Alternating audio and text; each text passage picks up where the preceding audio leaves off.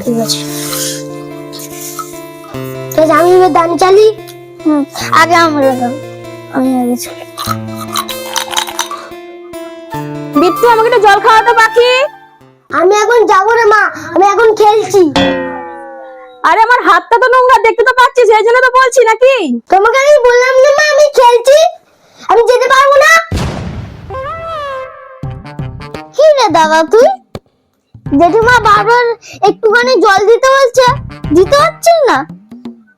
সত্যি তুই না?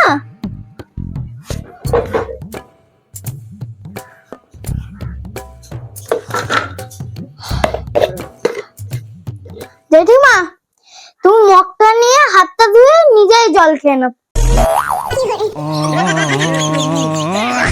না? ওটা নেবে তো।